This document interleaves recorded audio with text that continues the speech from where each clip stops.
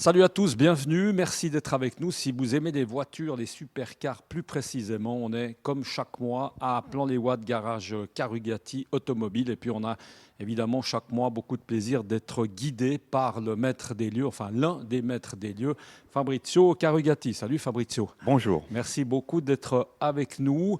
On a pas mal parlé ces dernières fois, ces 2 derniers mois, ce Ferreur de ces voitures, ces Pagani qui sont toujours là, Fabrizio, qui sont un peu en attente de sortir. On attend un peu des jours meilleurs. Oui, exactement.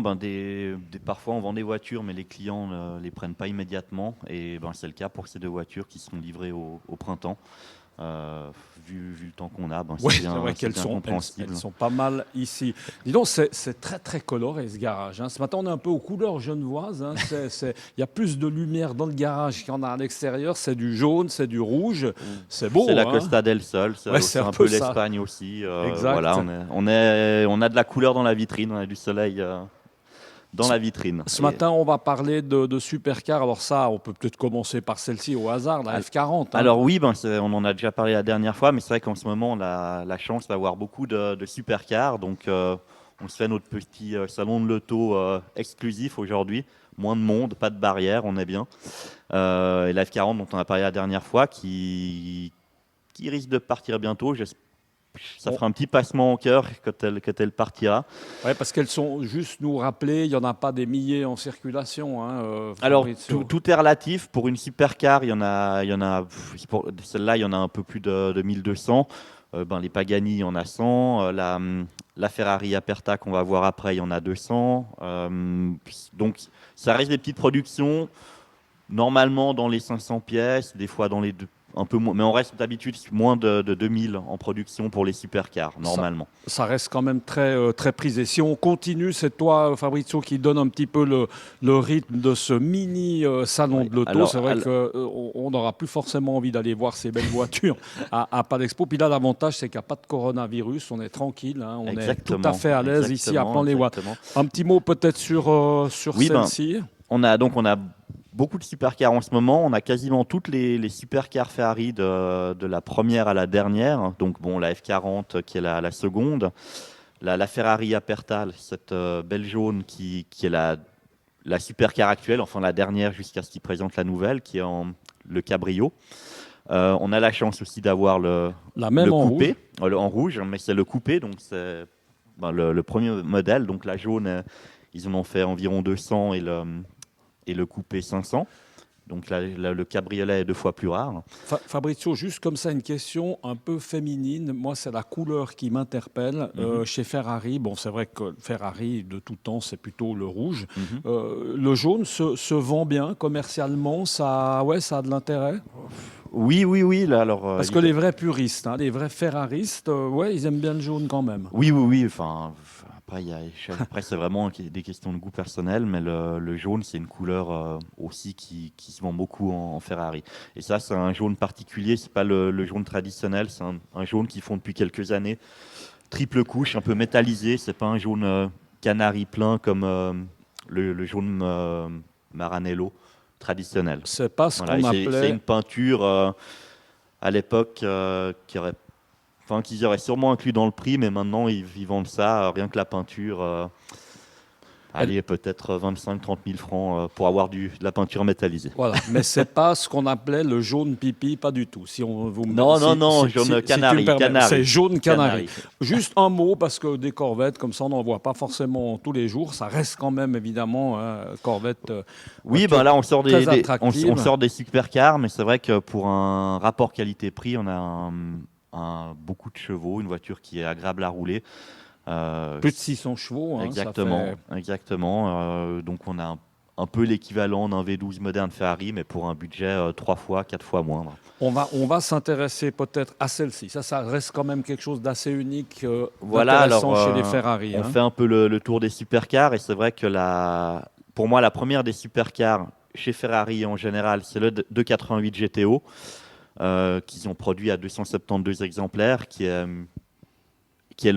celle qui a ouvert la voie à la F40, qui avait 400 chevaux, ce qui dans les années 80 était énorme pour une voiture de série.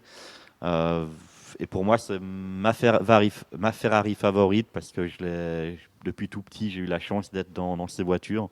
Et c'est plus rare qu'une F40, c'est bodybuildé, c'est vraiment une superbe voiture. À rouler, Et on précise, c'est bien, sympa, agréable. c'est brut, c'est des C'est voitures brut. qui ont 30 ans maintenant. Donc, On profite de ce temps comme ça un peu enneigé. Bon, ces voitures, évidemment, bah, c'est pas des 4x4, hein, c'est pas forcément à non, sortir. Ça, non, non, il non. faut rester Alors on prudent. va maintenant aller voir La Porsche. la Porsche, la première supercar de On Porsche. va continuer parce que c'est quand même grand, hein, ce garage de la réserve. Alors là, on voit qu'il y a un tout petit peu moins de couleurs, il y a plus de Porsche, hein. Là, on passe de nouveau, peut-être Là, modèle intéressant, on peut en dire 2 mots. oui, alors c'est aussi une série limitée supercar de Ferrari, la F12 TDF pour Tour de France, où ils rendaient hommage à un ancien modèle de la marque et qui est aussi rare. Ils en ont fait 800 exemplaires, 799. C'est une très belle voiture. On a la chance. Elle est bien, elle est massive comme ça. On Elle sent est, que c'est du costaud. c'est une Hein, voiture d'homme. C'est une ouais, c'est voiture ça. d'homme. On voit que c'est une voiture qui est puissante, massive. On va continuer. On va quand même juste dire 2 mots peut-être de cette Porsche rouge là derrière. Bah, voilà, alors là, c'était Ferrari 288 GTO et la Porsche 959. C'est deux voitures qui sont sorties en gros au milieu des années 80, qui ont été présentées à la même période. Et c'est deux philosophies différentes. Donc on a la Ferrari très brute, vraiment une voiture de course sur la route, voilà, très brute, peu aseptisée. Et la Porsche, alors là, on part sur une philosophie différente c'était vraiment une vitrine technologique. Elle a le 4x4, on peut régler le mode pluie, le mode sec. Elle a même les capteurs de pression de roue pour les années 80. C'était une première, je pense. C'était vraiment beaucoup de choses qui sont maintenant devenues des options de série sur les voitures modernes. Étaient déjà dans cette voiture il y a 25 ans, 30 ans. Et ça, Fabrizio, alors ouais, on revient à la neige, hein, enfin un temps comme ça. Là, on Là, part c'est du pas 4x4. forcément dans les décors, on Ouais. arrive à rouler, quoi. Voilà, oui. C'est agréable à rouler par tout le temps. Oui, puis ça reste en taille des petites voitures, beaucoup plus petites que ce qu'on a maintenant. Et là aussi bien Euh, compact comme ça, hein. On Exactement, sent que ça doit bien tenir, ça est bas. ça se roule comme une Porsche normale de ces années-là. Il y a pas de et c'est avec le 4x4 et toutes les options qu'elle a, c'est une voiture plutôt safe à rouler. Si on compare à une F40 ou à une 288 GTO. En tout cas, toujours évidemment beaucoup de belles voitures ici à Plan-les-Ouates. On a parlé comme ça rapidement, hein, du salon de l'auto, à préciser que vous n'allez pas forcément y être. Enfin, vous allez aller y passer forcément. On Comme va aller voir amateur. nos amis de Pagani, mais vu qu'on n'est plus agent officiel, on sera un peu moins présent, mais on ira pour le plaisir. C'est une période pour vous, pour le garage, qui est importante. On sent que c'est un peu plus animé, ça excite un peu les gens, cette période du salon de l'auto, même si on n'est pas présent forcément. Oui, ça amène quand même pas mal de monde à Genève. C'est quand même une période où il y a pas mal de mouvements. Pas forcément où il y a les ventes qui se font, mais d'habitude, le salon de l'auto, ça lance la saison des belles voitures. Parce qu'après les derniers giboulées du salon, le printemps arrive et on commence à vendre plus de la sportive que du 4x4. Et puis là, on va bientôt pouvoir sortir les voitures décapotables, parce qu'on parle de neige, mais en principe, on tient le bon bout. Comme on dit, on devrait quand même arriver à... On a eu un petit avant-goût d'été C'est ça. en début de semaine. Voilà. On arrive, normalement, on est censé pouvoir décapoter dans pas très longtemps. Merci beaucoup, en tout cas, Tiziano. Et puis là, on vous le rappelle, eh bien, on est toujours avec beaucoup de plaisir ici, dans ce garage Carugati à Plan-les-Ouates.